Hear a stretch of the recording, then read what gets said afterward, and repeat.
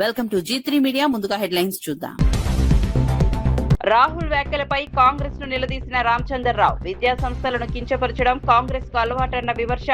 సిక్కు గురువులపై వ్యాఖ్యలకు క్షమాపణ చెప్పాలన్న డిమాండ్. దేశ ఐక్యతకు విఘాతం కలిగించే రాజకీయాలపై హెచ్చరిక. అన్న ప్రసాదాల నాణ్యతపై టీటీడీ సమీక్ష. పప్పు ధాన్యాల ప్రమాణాలపై ప్రత్యేక సమావేశం. భక్తులకు అత్యుత్తమ ఆహారం అందించడమే లక్ష్యమని వ్యాఖ్య. నాణ్యతలో రాజీ ఉండదన్న టీటీడీ.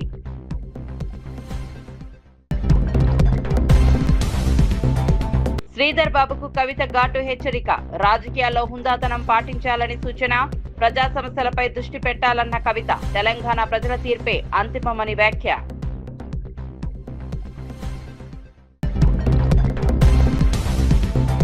సాయికృష్ణ కేసులో చంద్రబాబుపై కేసు పెట్టాలన్న అమర్నాథ్. సీఎం హోంమంత్రిని నిందితులుగా చేర్చాలని డిమాండ్. లాకప్ డెత్ కేసులో ఆధారాలు మాయం చేశారన్న ఆరోపణ. సిబిఐ దర్యాప్తు జరిపించాలని విజ్ఞప్తి.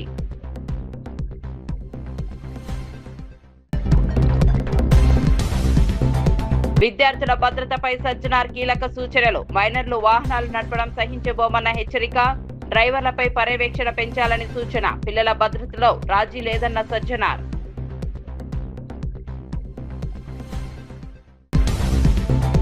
వార్త వివరాల్లోకి వెళ్తే, విద్యా వ్యవస్థపై కాంగ్రెస్ నేత రాహుల్ గాంధీ చేసిన వ్యాఖ్యలు, సిక్కు గురువులపై పంజాబ్ ముఖ్యమంత్రి చేసిన వ్యాఖ్యలను తెలంగాణ బీజేపీ నేత ఎన్ రామచంద్రరావు తీవ్రంగా ఖండించారు.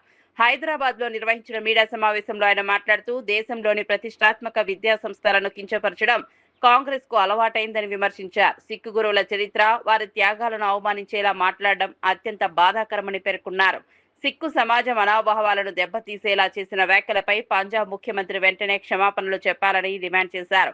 దేశ ఐక్యతను దెబ్బతీసే రాజకీయాలకు ప్రజలు తగిన బుద్ధి చెబుతారని హెచ్చరించారు. భారతీయ సంస్కృతి, మతపరమైన విలువలను కాపాడడం ప్రతి రాజకీయ నాయకుడి బాధ్యత అని రామచంద్రరావు స్పష్టం చేశారు. The education system should be in a different pattern when competing with the world. And today, Mr. Modi's education policy is in that direction. Mere criticism on the education system of the country will not stand, and it is not tenable also, because Congress itself has spoiled the education system in the entire country. They tried to anti-Indianize it. They tried to, in fact, make the people study under the urban Naxals who are supposed to be the main academicians, and then so therefore they have always neglected the nationalist point of view in academics. So now I think slowly the people and the students are going towards nationalistic point of view, and just because certain elements who are against Indianization of the education, against the nationalistic thinking of the education, are opposing it, and Rahul Gandhi supporting them without any thinking over it. So I think Mr. Rahul Gandhi should understand first that the education system is now changing as per the need of the world and international standards. BJP party has destroyed TMC and now Shiv Sena, Uday Thackeray party, and recently the SP party. In Maharashtra, they are giving security to the MPs. Security has to be provided to the people who have a threat from their own party because of their differences with the leader. Because the life of any person, even a small citizen, is very important, and therefore when the MPs have their threat from their main party leaders and they threaten them, so naturally they seek security, and providing them widespread security by the state is a must, because they have been threatened, and to protect them is a duty of the state. BJP party has started main game in UP also. They are targeting SPM. In fact, the breaking of the parties of either it be TMC or UBT or whatever it may be, they are falling on their own weight. BJP has nothing to do with it. In fact, these people are having their own differences, and now it are coming to fore, and every person is now looking after their political future. And when they see that their leaders are actually not having people support, so definitely there will be a disturbances in their own party.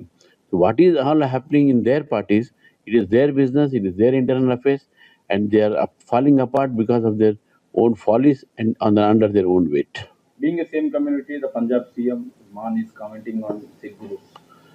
The religious sentiment of any religion has to be respected.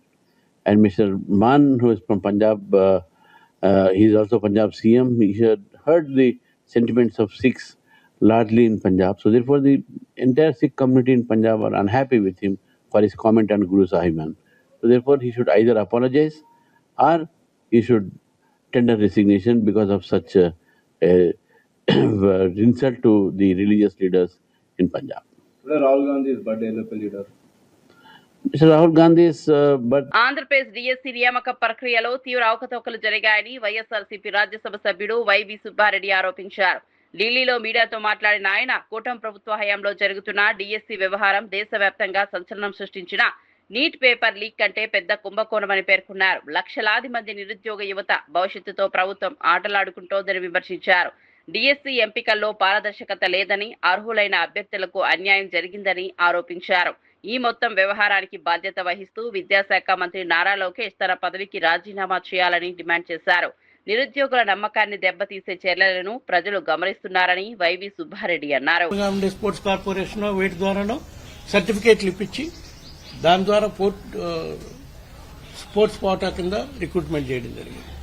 ఇన్ని అవకతవకలు జరిగి నిరుద్యోగ యువకులు, అర్హులైన నిరుద్యోగులు ఎంతో మంది ఉద్యోగ అవకాశాలు కోల్పోయే పరిస్థితి వచ్చి ఈరోజు కోర్టును ఆశ్రయించే పరిస్థితి వచ్చింది.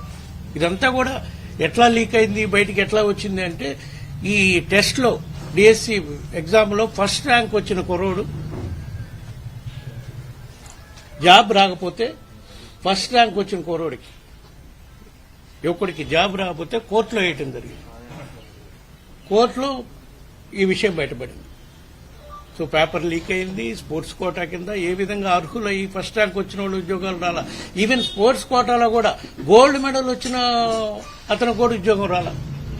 సో ఏ స్థాయిలో డిఎస్సీలో అవకతవకలు జరిగాయో చూడండి. దానికోసమై ఇంతమంది నిరుద్యోగ యువకులకి, అర్హులైన నిరుద్యోగులకి అవకాశాలు రాకపోగా దీంట్లో పెద్ద స్కామ్ జరిగింది. పేపర్ లీక్ సుమారుగా 10 లక్షల నుంచి 15 లక్షలు మార్కెట్లో పేపర్లు దొరికే విధంగా వీడియో వైరల్ కూడా అయింది. ఆ వీడియో కూడా మీడియాలో కూడా వచ్చింది. వీటన్నిటిపై రాష్ట్ర ప్రభుత్వం పట్టించుకోని పరిస్థితుంది. వైఎస్ఆర్ కాంగ్రెస్ పార్టీ తరఫున నిన్న రాష్ట్ర గవర్నర్ని కలిసి కూడా దీనిపై సిబిఐ ఎంక్వైరీ చేయాలని చెప్పడం జరిగింది.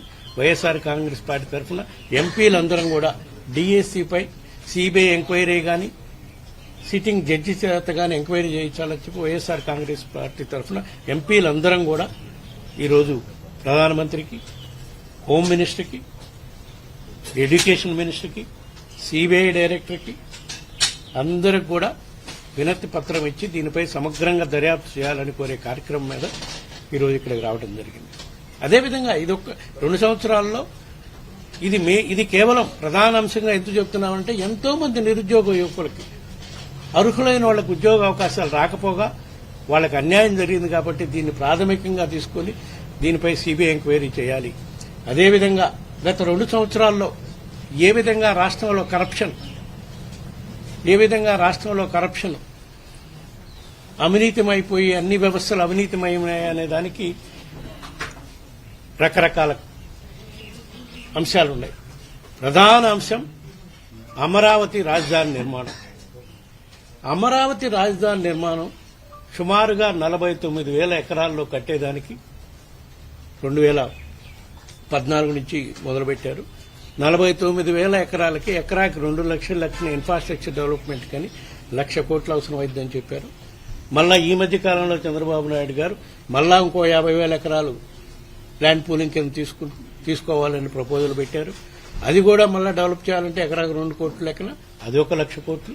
సుమారుగా 2 లక్షల కోట్లు అమరావతి ఇన్ఫ్రాస్ట్రక్చర్ డెవలప్మెంట్ ఖర్చు పెట్టే విధంగా వీళ్ళు ప్రణాళికల రూపకల్పన చేయడం జరిగింది. ఈ అంశం ఎందుకు చెప్తున్నానంటే అమరావతి క్యాపిటల్ నిర్మాణం పేరుతో పెద్ద ఎత్తున అవినీతి జరుగుతుంది. ఇదంతా ప్రజల సొత్తు. వీళ్ళు అప్పులు తెచ్చి రాజధాని నిర్మాణం చేసినా దాన్ని అవినీతిమయం ఏ విధంగా జరుగుతుందనే దానికి కొన్ని ఉదాహరణలు చెప్తాను. ఈరోజు అమరావతిలో సుమారుగా 50 లక్షల ఎస్ఎఫ్టీతో ప్రధాన సెక్రటరియట్ నిర్మాణం ప్రపోజల్ పెట్టారు. తెలంగాణలో ఈ మధ్య కాలంలోనే సెక్రటరియట్ భవన్ నిర్మాణం చేశారు. సుమారుగా 10 లక్షల చిల్లర ఎస్ఎఫ్టీతో చేశారు. అమరావతిలో 50 లక్షల స్క్వేర్ ఫీట్స్ తో క్యాపిటల్ ప్రధాన బిల్డింగ్స్ నిర్మాణానికి టెండర్స్ కొంతమేరకు టెండర్లు కూడా పిలిచారు, కొన్ని ఫైనలైజ్ కూడా చేశారు. స్క్వేర్ ఫీట్ 20,500 రూపాయలకి కన్స్ట్రక్షన్ కాస్ట్. అందులో దీంట్లో ఇంక్లూడింగ్ ఈ మధ్య కాలంలో పిలిచిన గ్లాసు, క్లాడింగ్ అన్ని కలిపి స్క్వేర్ ఫీట్కి 20,500 రూపాయలు. అంటే ఏ ప్రధాన నగరంలో అయినా రియల్ ఎస్టేట్ వ్యాపారం చేసేవాళ్ళైనా ల్యాండ్ కాస్ట్ తోటే మాకు రియల్ ఎస్టేట్ వ్యాపారం చేసే మహేంద్ర రామరెడ్డి గారు ఉన్నారు. కాంగ్రెస్ ప్రభుత్వం ఎన్నికల సమయంలో ఇచ్చిన హామీల అమలుపై బీఆర్ఎస్ వర్కింగ్ ప్రెసిడెంట్ కేటీఆర్ ప్రశ్నించారు. అడ్డగోలు హామీలు ఇచ్చి అధికారంలోకి వచ్చారని విమర్శించారు. 100 రోజుల్లో 420 గ్యారంటీలు అమలు చేస్తామని చెప్పిన కాంగ్రెస్ ఇప్పుడు 900 రోజులు పూర్తవుతున్నా హామీలు ఎందుకు అమలు చేయలేదని నిలదీశారు. ప్రజలకు ఇచ్చిన మాట నిలబెట్టుకోవడం ప్రభుత్వ బాధ్యత అని అన్నారు. ఎన్నికల సమయంలో చేసిన వాగ్దానాలను అమలు చేయకుండా ప్రజలను మోసం చేస్తున్నారని ఆరోపించారు. కాంగ్రెస్ నాయకుల హామీల అమలుపై స్పష్టత ఇవ్వాలని డిమాండ్ చేశారు. ప్రజలు అన్ని విషయాలను గమనిస్తున్నారని, తగిన సమయంలో తీర్పు ఇస్తారని కేటీఆర్ పేర్కొన్నారు. అధ్యక్షుడిగా పెద్ద పెద్ద మాటలు చెప్పిండు. కేసీఆర్ గారు ₹1,00,000 ఇస్తే పెళ్లికి నేను తులం బంగారం ఇస్తా. కేసీఆర్ గారు ఇచ్చే డబ్బులు టైంకి వస్తలేవు, మీరు లగ్న పత్రిక పెట్టుకోగానే వెంటనే మీ ఇంటికి తులం బంగారం పంపిస్తా అని పెద్ద పెద్ద మాటలు. రైతులకి 10,000 కేసీఆర్ గారు ఇస్తే నేను 15,000 ఇస్తా. కేసీఆర్ గారు 2,000 పెన్షన్ ఇస్తే నేను 4,000 ఇస్తా.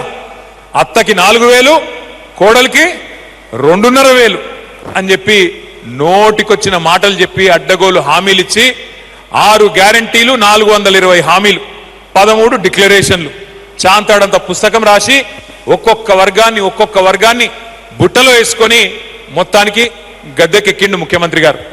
ఇంకా మీకు గుర్తుండాలా, వాళ్ళ పార్టీ నాయకులు గ్యారంటీ కార్డులు కొట్టించింది. గ్యారంటీ కార్డులు ఏమన్నారు? మీకు 100 రోజుల్లోనే 100 दिनों में हर कुछ कर देंगे, आपके लिए हर चीज कर देंगे. 100 రోజుల్లోనే అన్ని ఇస్తాం. 100 రోజుల్లోనే 4,000 పెన్షన్ ఇస్తాం. 100 రోజుల్లోనే తులం బంగారం ఇస్తాం. విద్యార్థులకి 5 లక్షల భరోసా కార్డు ఇస్తాం. 100 రోజుల్లోనే రైతులకు రైతు భరోసా ఇస్తాం. 100 రోజుల్లోనే అన్ని అయిపోతాయి. ఆ డిప్యూటీ సీఎం గారు ఉన్నారు ఇప్పుడు, బట్టి విక్రమార్క గారు. ఆయన అయితే ఏం చెప్పిండు? ఈ కార్డు చాలా విలువైన కార్డు, దీన్ని భద్రంగా పెట్టుకోండి, దాచిపెట్టుకోండి, 100 రోజులు పట్టుకోండి. తర్వాత మా నాయకులు, మా కార్యకర్తలు వచ్చి మీకు ఒక్కొక్కరికి చెప్పిన ప్రతి హామీ 100 రోజుల్లోనే చేసే బాధ్యత మాది అని చెప్పి ఆ రోజు ఛాతీ గుద్దుకొని మరీ చెప్పినారు. మరి అడిగినాం మనం, అయ్యా విక్రమార్క గారు, అయ్యా రేవంత్ రెడ్డి గారు, అయ్యా కాంగ్రెస్ నాయకులారా, 100 రోజులు కాదు 900 రోజులు అయింది స్వామి, ఏమైంది మరి? మీరిచ్చిన హామీలేవి? 420 హామీలు ఇస్తిరి, ఏవి అంటే మొన్న ఈ మధ్యన ముఖ్యమంత్రి గారు చాలా విచిత్రంగా మాట్లాడుతున్నాడు. కొత్తగా మొన్న ఆదిలాబాద్ పోయి అక్కడ స్పీచ్ ఇస్తున్నాడు ముఖ్యమంత్రి గారు. ఏం చెప్తున్నాడు? 100 రోజుల్లోనే చేస్తామని చెప్పినాం కరెక్టే, కానీ 100 రోజుల్లోనే ఎంత కండలు తిరిగిన వస్తాదైనా, ఎంత కండలు తిరిగిన పైల్వానైనా పిల్లల్ని ఉట్టిస్తాడా? మనకు తెలియదట. ఎంత కండలు తిరిగిన వస్తాదు పైల్వాను 100 రోజుల్లోనే పిల్లలు ఉట్టిస్తాడా అని ముఖ్యమంత్రి గారు చెప్తున్నాడు. నేను అడుగుతా ఉన్న ముఖ్యమంత్రి గారిని, అయ్యా 100 రోజుల్లో పిల్లలు పుట్టరని మాకు కూడా తెలుసు, మాకు కూడా పెళ్ళయింది, మాకు కూడా పిల్లలు ఉన్నారు, మాకు కూడా తెలుసు. కానీ నేను అడుగుతున్నా రేవంత్ రెడ్డి గారు, 100 రోజుల్లో పిల్లలు పుట్టలేదు ఓకే, 3 నెలల్లో పుట్టలేదు ఓకే, కానీ 30 నెలల్లో కూడా పుట్టకపోతే మరి ఏమని పిలవాలి నిన్ను? నేను అడుగుతున్నా. 3 నెలల్లో పుట్టరు ఓకే, నో ప్రాబ్లం, 30 నెలల్లో పుట్టలే, మరి ఏమనాలి నిన్ను నేను? ఆంధ్రప్రదేశ్ లో కూటమి ప్రభుత్వం 2 ఏళ్లు పూర్తి చేసుకున్న సందర్భంగా రాష్ట్ర వ్యాప్తంగా విజయోత్సవాలు ఘనంగా నిర్వహించారు.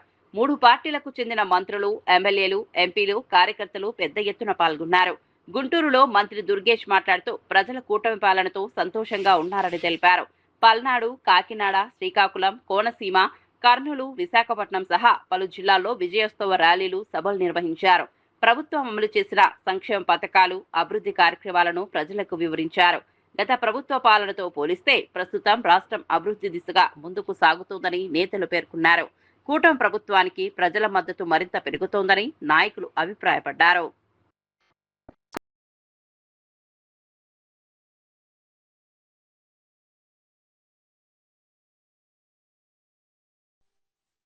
ఆ దుష్ట పరిపాలనకి భిన్నంగా పరిపాలన సాగిస్తా ఉన్నాం.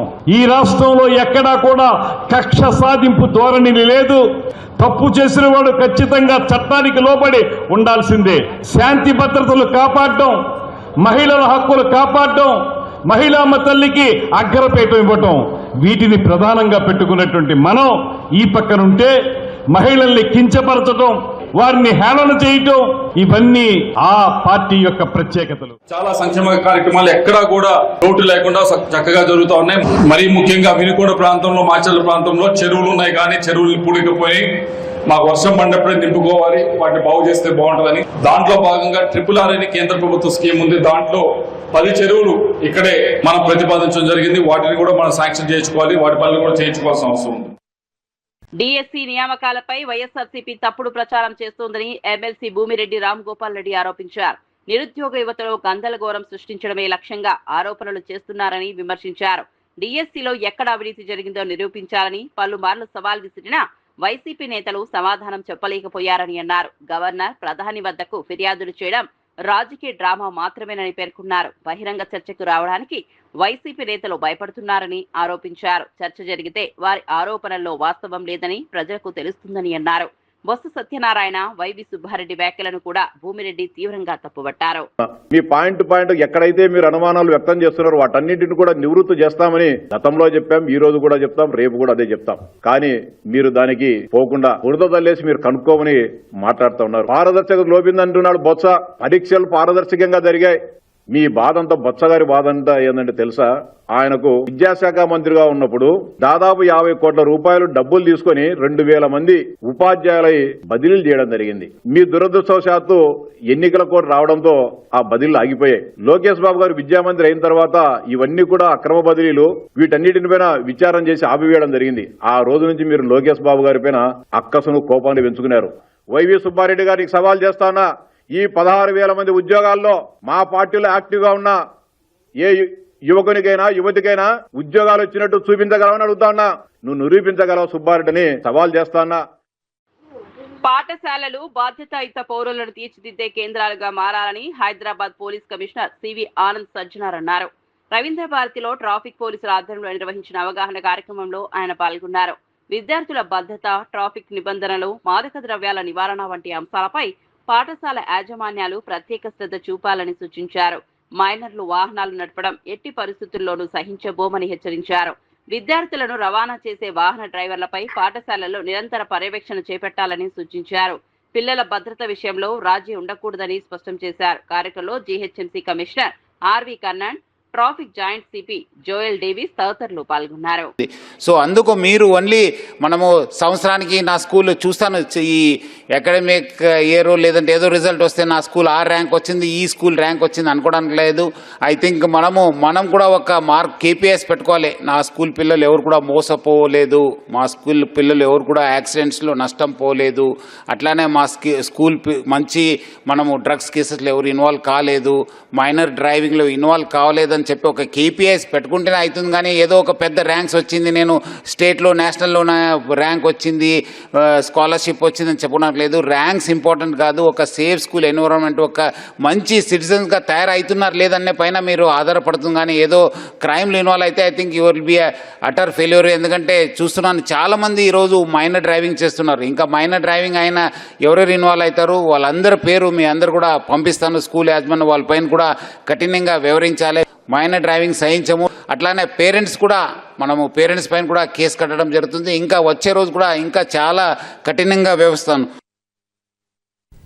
రాజీవ్ గాంధీ జన్మదినాన్ని పురస్కరించుకుని హైదరాబాద్ SR నగర్లో కాంగ్రెస్ నాయకులు ఘనంగా వేడుకలు నిర్వహించారు. డివిజన్ కాంగ్రెస్ అధ్యక్షుడు రవికిరణ్ ఆధ్వర్యంలో జరిగిన కార్యక్రమానికి సనత్ నగర్ నియోజకవర్గ ఇన్ఛార్జ్ కోట నీలిమ ముఖ్య అతిథిగా హాజరయ్యారు. కేక్ కట్ చేసిన అనంతరం అన్నదాన కార్యక్రమాన్ని ప్రారంభించారు. కాంగ్రెస్ కార్యకర్తలకు ఇది ఒక పండుగలా నిర్వహిస్తున్నామని నాయకులు తెలిపారు. దాదాపు 200 మందికి అన్నదానం ఏర్పాటు చేసినట్టు వెల్లడించారు. రాజీవ్ గాంధీ దేశానికి అందించిన సేవలను ఈ సందర్భంగా స్మరించుకున్నారు. కార్యక్రమంలో పెద్ద సంఖ్యలో కాంగ్రెస్ నాయకులు, కార్యకర్తలు పాల్గొని నివాళులు అర్పించారు. సెలబ్రేట్ చేస్తున్నారు. ఈరోజు వివిధ డివిజన్స్లో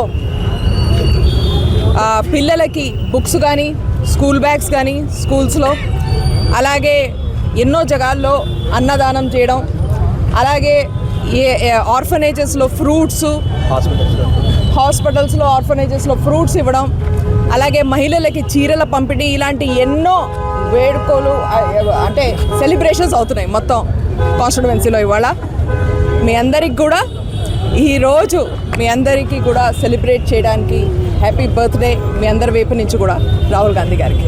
థ్యాంక్ యూ. ఇవాళ మా ప్రియతమ నాయకుడు రాహుల్ గాంధీ గారి జన్మదినం పురస్కరించుకొని ఇక్కడ ఎస్ఆర్ నగర్ డివిజన్లో కమిటీ హాల్ చౌరస్తా దగ్గర భారీ ఎత్తున అన్నదానం కార్యక్రమం జరుపుతున్నాము. ఎంతోమంది పేదవాళ్ళు వచ్చి ఇక్కడ భోంచడం జరిగింది. డాక్టర్ కోట నిల్మ గారు చీఫ్ గెస్ట్గా వచ్చి కేక్ కట్ చేశారు. అందరికీ విషెస్ చెప్పేసి మేము ఈవెంట్ స్టార్ట్ చేసాం. చాలా మంచిగా ఉంది రెస్పాన్స్. చాలామంది వచ్చి అన్నదానానికి పార్టిసిపేట్ చేస్తున్నారు ప్రోగ్రాంలో. రాహుల్ గాంధీ గారు మన నెక్స్ట్ ప్రైమ్ మినిస్టర్ కావాలని మేము అందరం ఆశిస్తున్నాం. అదే కోరికతోటి ఈ ఈవెంట్ స్టార్ట్ చేసాం. బలంగా మా అందరికి కోరిక ఉంది రాహుల్ గాంధీ గారు నెక్స్ట్ ప్రైమ్ మినిస్టర్ కావాలని. ఖచ్చితంగా మేము రాహుల్ గాంధీ ప్రైమ్ మినిస్టర్ కావాలని మేము ప్రయత్నిస్తాం. మా ఎఫర్ట్ మొత్తం దాని గురించే ఉంటుంది. జై కాంగ్రెస్. 200 మెంబర్స్కి ప్రస్తుతం భోజనం అరేంజ్ చేసాం. పెరిగితే మళ్ళీ ఇంకా చేసుకొస్తాం. మంత్రి శ్రీధర్ బాబు వ్యాఖ్యలకు టీఆర్ఎస్ చీఫ్ కల్వకుంట్ల కవిత ఘాటుగా స్పందించారు. గతంలో తనతో రాజకీయంగా తలపడిన వారు ఎదురు దెబ్బలు తిన్నారని గుర్తు చేశారు. మరోసారి అదే విధంగా వ్యవహరిస్తే వచ్చే ఎన్నికల్లో తీవ్ర ఇబ్బందులు ఎదుర్కోవాల్సి వస్తుందని హెచ్చరించారు. ప్రజల సమస్యలపై పోరాటం చేస్తున్న తమను లక్ష్యంగా చేసుకుని విమర్శలు చేయడం సరికాదన్నారు. రాజకీయాల్లో హుందాతనం పాటించాలని సూచించారు. అధికారంలో ఉన్నవారు ప్రజల సమస్యల పరిష్కారంపై దృష్టి పెట్టాలని, అనవసర ఆరోపణలతో కాలక్షేపం చేయవద్దని పేర్కొన్నారు. తెలంగాణ ప్రజల తీర్పే అంతిమమని, దానిని ఎవరూ తక్కువ అంచనా వేయవద్దని కవిత వ్యాఖ్యానించారు. వస్తే మాత్రం మంచిగా ఉండదు, పొలిటికల్ గా నెక్స్ట్ టర్మ్ గురించి ఇబ్బంది పడే పరిస్థితి ఉంటుంది. కాబట్టి శ్రీధర్ బాబు గారు ఇటువంటి ప్రయత్నం చేయొద్దని కూడా కోరుతా ఉన్నా. గాదే సాయికృష్ణ లాకప్ డెత్ కేసుపై వైఎస్ఆర్సీపీ నేత, మాజీ మంత్రి గుడివాడ అమర్నాథ్ తీవ్ర స్థాయిలో స్పందించారు. ఈ కేసులో ముఖ్యమంత్రి చంద్రబాబును A1 గా, హోంమంత్రి అనితను A2 గా చేర్చి కేసు నమోదు చేయాలని డిమాండ్ చేశారు. యువకుడిని హత్య చేసి ఆధారాలను మాయం చేశారని ఆరోపించారు. రాష్ట్ర చరిత్రలో ఇలాంటి ఘటన ఎప్పుడూ చూడలేదని మండిపడ్డారు. ఏపీలో అంబేద్కర్ రాజ్యాంగం స్థానంలో రెడ్ బుక్ రాజ్యాంగం అమలవుతోందని విమర్శించారు. లాకప్ డెత్ వ్యవహారాన్ని కప్పిపుచ్చుకునేందుకు ఒక సిఐని బలిపశువుగా మార్చారని ఆరోపించారు. ఈ కేసుపై సిబిఐ దర్యాప్తు జరిపించి బాధ్యులను శిక్షించాలని అమర్నాథ్ డిమాండ్ చేశారు. ఈ ఘటనపై ప్రజలకు పూర్తి నిజాలు తెలియాల్సిన అవసరం ఉందన్నారు. అనడానికి, వినడానికి రాష్ట్ర ప్రజలు సిగ్గుపడతా ఉన్నారు. ఇటువంటి ప్రభుత్వాన్ని అధికారంలో తీసుకొచ్చినందుకు, ఇంత చేతకాని ప్రభుత్వాన్ని అధికారంలో కూర్చోబెట్టినందుకు, మొదట్లోనే వారు అధికారంలోకి వచ్చినటువంటి కొత్తలోనే అనుకున్నాం. ఏ రోజైతే ముఖ్యమంత్రి కొడుకు రోడ్ల మీదకి వచ్చి ఈ రాష్ట్రంలో ఇంకా అంబేద్కర్ గారి రాజ్యాంగం నడవదు, కేవలం రెడ్ బుక్ రాజ్యాంగం మాత్రమే నడుస్తుంది, దానికి రాష్ట్ర ప్రజలందరూ కూడా సిద్ధపడి ఉండాల్సిందే అని చెప్పి ఏ రోజైతే ముఖ్యమంత్రి కొడుకు చెప్పాడో ఆ రోజు నుంచి రాష్ట్రంలో లా అండ్ ఆర్డర్ అనేటువంటిది పూర్తిగా దిగజారిపోయింది అనేటువంటి దానికి నిన్న జరిగినటువంటి ఘటన ఒక ఉదాహరణ అనేటువంటి విషయాన్ని తెలియజేస్తా ఉన్నా. నిన్న ముఖ్యమంత్రి, ఉప ముఖ్యమంత్రి, ప్రభుత్వ పెద్దలందరూ కూడా కూర్చొని దీని మీద ముఖ్యమంత్రి గారు ఏమా సీరియస్గా ఉన్నారనేటువంటి ఒక కలరింగ్ ఇచ్చి, మొదట్లో సీఏని విఆర్ అన్నారు, నిన్న సస్పెండ్ అన్నారు, ఈరోజు తెల్లవారు చూస్తే ఆ కృష్ణలంక సీఏ మీద మర్డర్ కేసు పెట్టారు. అంటే ప్రభుత్వం ఆ వ్యక్తిని, సాయి కృష్ణ అనేటువంటి వ్యక్తిని చంపేశాం అనేటువంటి దాన్ని ఈ రోజు పెట్టినటువంటి ఎఫ్ఐఆర్తో నిర్ధారించారు.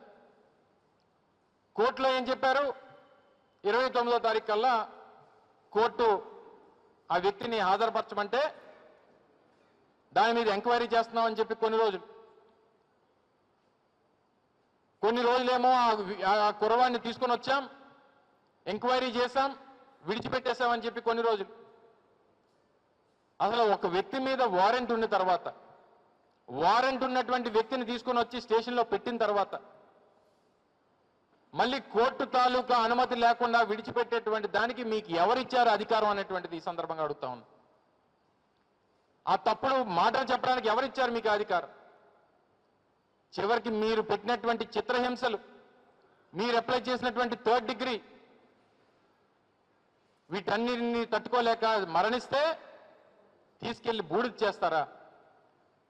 ఆ తల్లి తాలూకా శోకం చూస్తూ ఉంటే, ఆ తల్లి మాట్లాడుతున్నటువంటి మాటలు చూస్తూ ఉంటే, నా కొడుకుని నాకు అప్పగించండి, ఒకవేళ మరణిస్తే కనీసం ఆ బూడిదనన్నా నా చేతిలో పెట్టండి అనేటువంటి ఆ తల్లి మాటలు వింటా ఉంటే రాష్ట్ర ప్రజల తాలూకా హృదయాలు తరుకుపోతా ఉన్నాయి.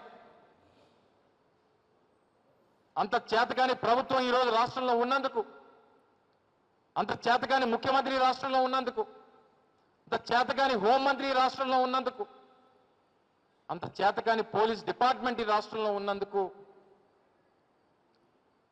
ఈరోజు ప్రజలు తలదించుకునేటువంటి పరిస్థితి. దేశవ్యాప్తంగా ఇది ఒక సంచలనం. దేశ ప్రజలందరూ కూడా ముక్కున వేలేసుకునేటువంటి పరిస్థితి తీసుకుని వచ్చింది ఆంధ్రప్రదేశ్ రాష్ట్ర ప్రభుత్వం, ఈ రాష్ట్రంలో ఉన్నటువంటి పోలీస్ డిపార్ట్మెంట్ అనేటువంటి. మిగిలినటువంటి పోలీస్ అధికారులు కూడా ఇది ఒక గుణపాఠంగా. సాయి కృష్ణ అంశంలో తనపై వస్తున్న ఆరోపణలకు జనసేన నాయకుడు అమ్మిశెట్టి వాసు స్పందించారు. ఈ విషయంపై మీడియాకు వివరణ ఇచ్చిన ఆయన, సాయి కృష్ణ వ్యవహారం తనకు 28 రోజుల క్రితమే తెలిసిందన్నారు. తాను ఎలాంటి సెటిల్మెంట్లు, ఆర్థిక లావాదేవీల గురించి మాట్లాడలేదని స్పష్టం చేశారు. బాధిత కుటుంబాన్ని పరామర్శించేందుకు మాత్రమే వారి ఇంటికి వెళ్లినట్లు తెలిపారు. అక్కడ జరిగిన ఘటనపై వ్యక్తిగతంగా తెలుసుకోవాలనే ఉద్దేశంతోనే వెళ్లానని పేర్కొన్నారు. తనపై కావాలనే కొందరు దుష్ప్రచారం చేస్తున్నారని ఆరోపించారు. వాస్తవాలు తెలుసుకోకుండా తన పేరును ఈ వివాదంలోకి లాగడం సరికాదన్నారు. ప్రజలు అసత్య ప్రచారాలను నమ్మవద్దని, నిజాలు బయటకు వస్తాయని అమ్మిశెట్టి వాసు వెల్లడించారు. అలా పరామర్శించి అక్కడ ఏం జరిగిందో తెలుసుకోవడానికి వెళ్ళటం జరిగింది. అక్కడ వాళ్ళు నాకు వివరంగా కొంత విషయాన్ని చెప్పటం, దాని తర్వాత పోలీసు వారితో నేను మాట్లాడటం, పోలీసు వారేమో అరెస్ట్ వారెంట్ ఉంది, ఆ వ్యక్తి దొరకట్లేదు, మాకు సంబంధం లేదని వాళ్ళు మాట్లాడటం, లేదు ఉన్నారు కంపల్సరీ లాకప్లోనే ఉన్నాడు, వాళ్ళు బయట పెట్టలేదని వీళ్ళు మాట్లాడటం, ఏదైనా చట్టరీత్యా చర్యలు తీసుకుంటామని వాళ్ళు చెప్పటం, దాన్నే ప్రొసీడ్ అవ్వండి అని చెప్పి మేము మాట్లాడటం జరిగింది. అంతేగాని వ్యక్తిగతంగా ఏదో పోలీసు వారిని వెనకేసుకొచ్చి వాళ్ళ వైపున మేము మాట్లాడింది కానీ ఏమీ లేదు. ఎటువంటి ఇది సెటిల్మెంట్ కానీ ఎటువంటి ఫైనాన్షియల్ ట్రాన్సాక్షన్ కానీ మాట్లాడటం అయితే జరగలేదు. దయచేసి అందరూ అర్థం చేసుకోండి. ఇది కావాలని వైసీపీ నిన్నటి వరకు నా పేరు చెప్పనటువంటి ఆ కుటుంబం ఈరోజు కావాలని వైసీపీ నాయకులు జనసేనని పార్టీని ఆపాదించడం కోసం కావాలని అంబటి రాంబాబు గారు దగ్గరుండి మా పేర్లు చెప్పడం జరిగింది. దయచేసి మీరు అందరూ అర్థం చేసుకోండి. బాధ్యతల తరపునే జనసేన పార్టీ కానీ మేము కానీ నిలబడతాం. ఆ తల్లికి న్యాయం చేయాలనే ఉద్దేశం తప్ప మాకు ఎటువంటి ఆలోచన లేదు. ఈరోజు కూడా తన బిడ్డ తనకు దొరకాలని మనస్ఫూర్తిగా దేవుణ్ణి ప్రార్థిస్తా ఉన్నాం. అదేవిధంగా వాళ్ళకి కుటుంబానికి ఏ అవసరం వచ్చినా ఇప్పుడు ఏదైతే ముఖ్యమంత్రి గారు, ఉప ముఖ్యమంత్రి గారు, డీజీపీ గారు చెప్పారో అక్కడున్న ఆఫీసర్ను కానీ సస్పెండ్ చేయటం, అదేవిధంగా ఒక ఎంక్వైరీ చేయించటం, చట్టం తన పని తాను చేసుకునే విధంగా ఈరోజు కూటమి ప్రభుత్వం తీసుకున్న చర్యలు మీరు అందరూ చూస్తూ ఉన్నారు. దయచేసి ఇది రాజకీయం చేయవాకండి. రాజకీయాలకు సంబంధం లేదు. ఆ వ్యక్తులు ఆ తల్లి బాధ చూడలేక మేము ఇంటికెళ్ళి పరామర్శించిన మాట వాస్తవం. అంతకు తప్ప దీంట్లో ఏ విషయం జరగలేదు. ఏదైనా బాధ్యతల తరపునే మేము నిలబడతామని మేము ఈ మీడియా తిరుమలలో భక్తులకు అందించే అన్నప్రసాద నాణ్యత, పరిశుభ్రత ప్రమాణాలను మరింత మెరుగుపరిచే దిశగా టీటీడీ చర్యలు చేపట్టింది. ఈ నేపథ్యంలో టీటీడీ అదనపు ఈవో వెంకయ్య చౌదరి పప్పు మిల్లర్లతో ప్రత్యేక సమీక్షా సమావేశం నిర్వహించారు. పద్మావతి అతిథి గృహంలోని సుధర్మ హాల్లో జరిగిన ఈ సమావేశంలో అన్న ప్రసాదాల తయారీలో ఉపయోగించే పప్పు, ధాన్యాల నాణ్యతపై చర్చించారు. భక్తులకు అందించే ప్రతి ఆహార పదార్థం అత్యుత్తమ ప్రమాణాలతో ఉండాలని అధికారులు స్పష్టం చేశారు. నాణ్యతలో ఎలాంటి రాజీ పడకుండా సరఫరాదారులు వ్యవహరించాలని సూచించారు. తిరుమలకు వచ్చే లక్షలాది మంది భక్తులకు రుచికరమైన ఆరోగ్యకరమైన ఆహారం అందించడమే లక్ష్యమని టీటీడీ పేర్కొంది. నాణ్యత పర్యవేక్షణను మరింత కట్టుదిట్టం చేయాలని సమావేశంలో నిర్ణయించారు.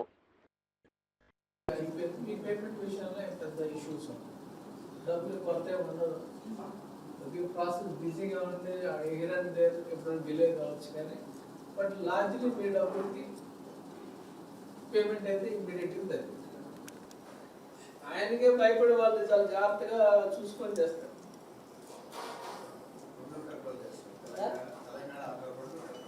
అదొకటి. ఇంకోటి, ఒకసారి ప్రొడక్ట్ డెలివరీ చేసిన తర్వాత మన దగ్గర ఖచ్చితంగా మనం చెప్పగలం నుంచి వచ్చిన ప్రొడక్ట్ అంత బాగాలేదు, క్వాలిటీ మెయింటైన్ చేయండి అనేది ఆటోమేటిక్గా మా వాళ్ళు ఉంటారు. చూడంగా చెప్పేసి వాళ్ళు కూడా ఉంటారు. మా లడ్డూలు అయితే అది చూడంగా చెప్పారు, లోపలికి కూడా వెళ్ళాలని చూసి చెప్పారు.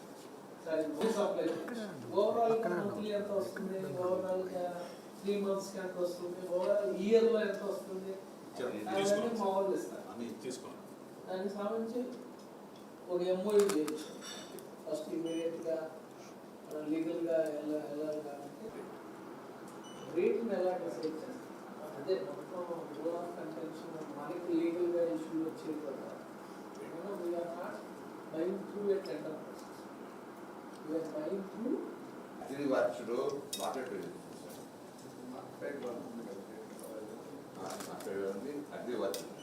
అడ్రస్తో కంపేర్ చేసి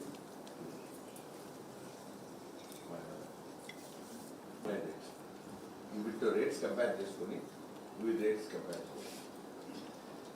ఎవరి రేట్స్ పిలిచే రేట్స్ దాన్ని కంపేర్ చేయాలి.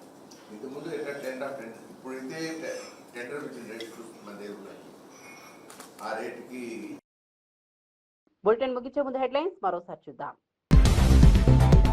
రాహుల్ వ్యాఖ్యలపై కాంగ్రెస్ ను నిలదీసిన రామచంద్రరావు. విద్యా సంస్థలను కించపరచడం కాంగ్రెస్ కు అలవాటన్న విమర్శ. సిక్కు గురువులపై వ్యాఖ్యలకు క్షమాపణ చెప్పాలన్న డిమాండ్. దేశ ఐక్యతకు విఘాతం కలిగించే రాజకీయాలపై హెచ్చరిక. అన్న ప్రసాదాల నాణ్యతపై టీటీడీ సమీక్ష. పప్పు ధాన్యాల ప్రమాణాలపై ప్రత్యేక సమావేశం. భక్తులకు అత్యుత్తమ ఆహారం అందించడమే లక్ష్యమని వ్యాఖ్య. నాణ్యతలో రాజీ ఉండదన్న టీటీడీ.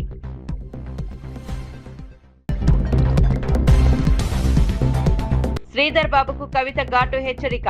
రాజకీయాల్లో హుందాతనం పాటించాలని సూచన. ప్రజా సమస్యలపై దృష్టి పెట్టాలన్న కవిత. తెలంగాణ ప్రజల తీర్పే అంతిమమని వ్యాఖ్య.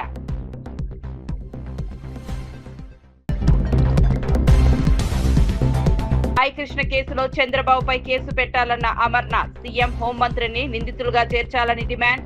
లాకప్ డెత్ కేసులో ఆధారాలు మాయం చేశారన్న ఆరోపణ. సిబిఐ దర్యాప్తు జరిపించాలని విజ్ఞప్తి.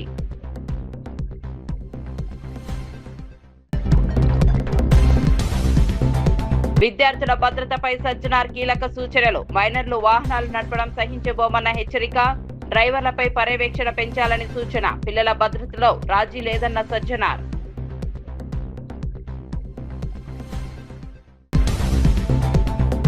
మరిన్ని అప్డేట్స్ కోసం చూస్తూనే ఉండండి